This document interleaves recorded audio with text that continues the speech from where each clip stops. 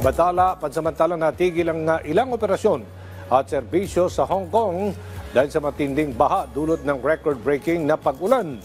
At ilang mga mambabatas na oposisyon sa Brazil naglagay ng tape sa bibig bilang protesta sa house arrest order laban kay dating Brazil President Bolsonaro.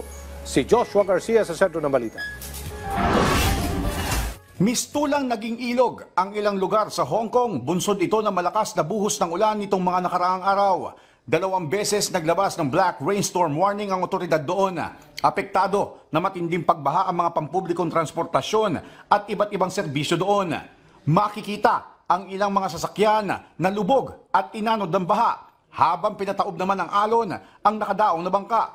Ayon sa Hong Kong's weather forecaster, ito na ang pinakamataas na daily rainfall na naitala nila mula 1884. Sa pulse sa kamera, ang malagim na pamamaslang kay Mexican Federal Prosecutor Ernesto Cuitlawak Vasquez Reyna sa Reynosa, Tamaulipas. Napaupo na lang ang biktima sa kalsada katabi na nasusunog niyang kotse bago paulanan ng bala mula sa isang puting sasakyan. Isa sa sinisilip na anggulo ang kaugnayan ng organized crime gangs na kamakailan lang ay nasa kote sa operasyon laban sa pagdanakaw ng langis. Patuloy ang investigasyon sa pamamaril.